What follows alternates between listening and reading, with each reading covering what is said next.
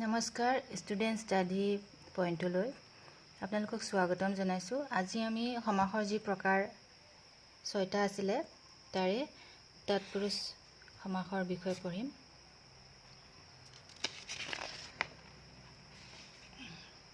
तत्पुरुष समास इस समास का उत्तर पद क्या होता है? प्रधान होता है। तो हम लोगों को पहले पता था कि समास का दो पद होता है, पहला पद और दूसरा पद। जो पहला पद है वो पूर्व पद होता है और जो दूसरा पद होता है वो उत्तर पद होता है। तो तत्पुरुष समास में क्या है, जो उत्तर पद है वो प्रधान होता है। दूसरा नियम देखते हैं, विग्रह करते समय कारक चिन्हों का प्रयोग किया जाता है। जब विग्रह करते हैं तब क्या होता है, कारक चिन्हों का प्रयोग किया जाता है।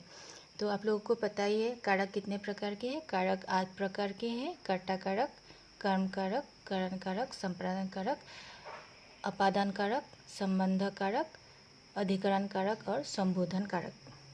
तो ये हो गया विग्रह, मतलब अलग अलग करना। तो उसमें जब करते हैं तब कारक चिन्हों का प्रयोग किया जाता है। तो जिस समास का उत्तर पद प्रधान हो और कारक चिन्हों का लोप हो उसे तत्पुरुष समास कहते हैं। एक उदाहरण से समझते हैं। स्वर्ग प्राप्त। यहाँ जो स्वर्ग है ये कौन सा पद है? ये पूर्व पद। और ये जो प्राप्त है इसमें उत्तर पद, उत्तर, ये हो गया उत्तर पद। यानी जो तत्पुरुष समास में कहा गया है कि जो उत्तर पद है वो क्या है, वो प्रधान होता है, प्रधान होता है। स्वर्ग प्राप्त, स्वर्ग हो गया पूर्व पद और प्राप्त हो गया उत्तर पद। तत्पुरुष समास में जो कहा गया है कि जो उत्तर पद है वो प्रधान होता है और जब इसका विग्रह करेंगे तो क्या होगा, कारक चिन्हों का प्रयोग किया जाएगा। विग्रह करते क्या होगा, हाँ, स्वर्ग को प्राप्त, स्वर्ग को प्राप्त। इसमें कौन सा विभक्ति चिन्ह है, को। तो ये कौन सा कारक हो गया, ये कर्म कारक, ये कर्म कारक है। तो आई बात को समझ में आ गया। मतलब क्या कहा गया था, कारक विग्रह करते समय कारक चिन्हों का प्रयोग किया जाता है। जब विग्रह किया स्वर्ग प्राप्त को, स्वर्ग को प्राप्त, तो कौन सा कारक आ गया, स्वर्ग को प्राप्त। ये जो है ये कारक चिन्ह को, तो ये कर्म कारक आ गए यहाँ पे। और एक उदाहरण, स्नान घर। तो इसमें जो स्नान है ये पूर्व पद है और घर जो है उत्तर पद है। तो ये उत्तर पद जो है वो क्या है, उत्तर पद है ये प्रधान। तत्पुरुष समास में उत्तर पद प्रधान होता है। तो इसका जब हम समास विग्रह करेंगे तो क्या होगा, स्नान के लिए घर।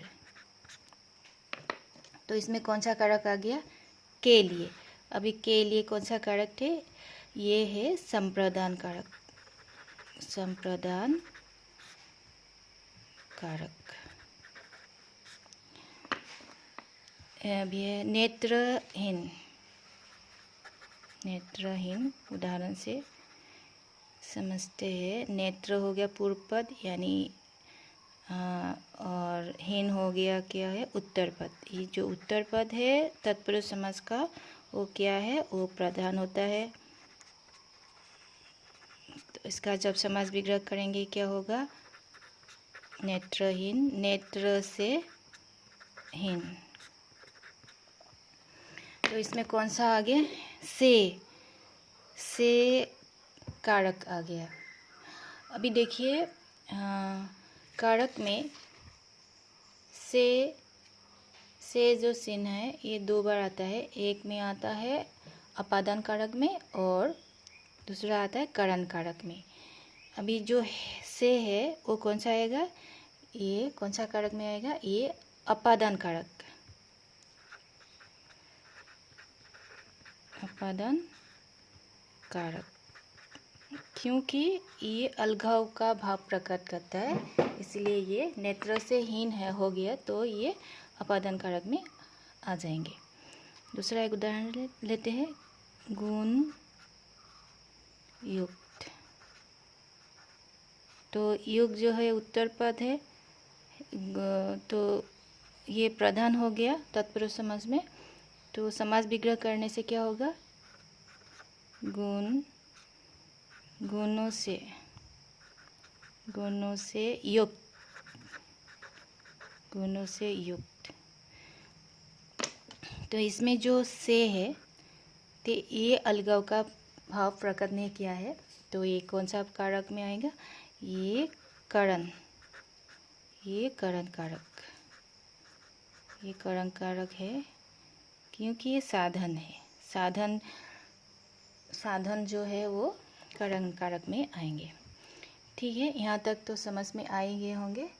तो तत्पुरुष समास का उत्तर पद प्रधान होता है और विग्रह करते समय कारक चिन्हों का प्रयोग किया जाता है। तो जब विग्रह किया सब में कारक चिन्ह आ गया, को, के लिए, से। ठीक है, अभी देखते हैं तत्पुरुष समास के कुछ भेद होते हैं। तो तत्पुरुष समास के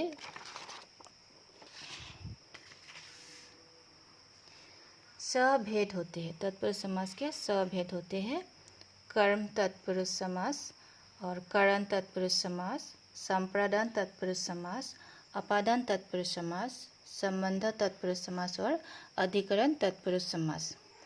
तो कारक कितने प्रकार के हैं, कारक 8 प्रकार के होते हैं। उसमें कौन सा नहीं है, बस उसमें कर्ता कारक नहीं है, जो उसका जो चिन्ह है ने, कर्ता कारक का वो नहीं है। और एकदम से लास्ट में जो था वो संबोधन कारक जो था, है, अरे, ओजी, वो नहीं है, वो दोनों नहीं है, बाकी सभी है। कर्म कारक, कर्म तत्पुरुष समास को विभक्ति चिन्ह का प्रयोग होता है, को विभक्ति, जैसे गगन सुम्बी, गगन को सुमने वाला, मनोहर, मन को हरने वाला, सिरी मार, सिरी को मारने वाला, जेब कतरा, जेब को काटने वाला, और शरणागत, शरण को आगत। इसमें सभी में को चिन्ह का प्रयोग किया गया है, यानी कि ये तत्पुरुष कर्म तत्पुरुष समास है। फिर करण तत्पुरुष समास से के द्वारा विभक्ति चिन्ह का प्रयोग होता है। देखिए,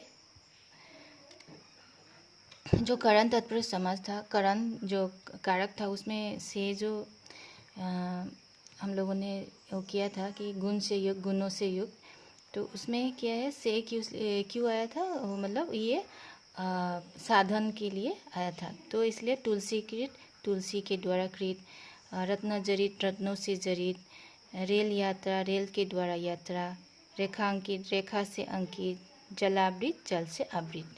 ये हो गया करण तत्पुरुष समास। फिर आते हैं संप्रदान तत्पुरुष समास में के लिए विभक्ति चिन्ह का प्रयोग किया जाता है। स्नान घर, स्नान के लिए घर, गुरु दक्षिणा, गुरु के लिए दक्षिणा, पुस्तकालय, पुस्तक के लिए आलय, सभा मंडप, सभा के लिए मंडप, और गौशाला, गायों के लिए शाला। फिर आते 4 नंबर में अपादान तत्पुरुष समास में से विभक्ति चिन्ह का प्रयोग किया जाता है, जैसे पद भ्रष्ट, पद से भ्रष्ट, काम चोर, काम से जी चुराने वाला, नेत्रहीन, नेत्र से हीन, पाप मुक्त, पाप से मुक्त, हतश्री, श्री से हत। ये मैंने श्री, ये श्री का अर्थ है शोभा, ये आपको समझने के लिए इसमें ये ब्रैकेट में शोभा श्री का अर्थ समझने के लिए इधर लिख दिया है। लेकिन आप जब लिखेंगे इसका जब समास विग्रह करेंगे तो कैसे लिखें, श्री से हत, हत माने हीन। फिर नेक्स्ट आता है संबंध तत्पुरुष समास। इसमें का, के विभक्ति चिन्ह का प्रयोग किया जाता है, जैसे सेनापति, सेना का पति, मातृभाषा, मातृ यानी माता, मातृ की भाषा, राजमाता, राजा की माता, कन्यादान, कन्या का दान, राजसभा, राजा की सभा। ये हो गया संबंध तत्पुरुष समास। अधिकरण तत्पुरुष समास में क्या होता है, में पर का प्रयोग किया जाता है, जैसे कवि श्रेष्ठ, कवियों में श्रेष्ठ, नराधम, नरों में अधम, घुड़सवार, घोड़ों पर सवार, शिलालेख, शिला पर लेख, सिर डट, सिर में दट। तो ये से तत्पुरुष समास हो गए। तो आपको समझ में आ गए होंगे। तो तत्पुरुष समास किया था। तत्पुरुष समास में पहला जो उत्तर पद है वो प्रधान होता है और विग्रह करते समय कारक चिन्ह का प्रयोग किया जाता है। तो आज तक इतना ही। धन्यवाद।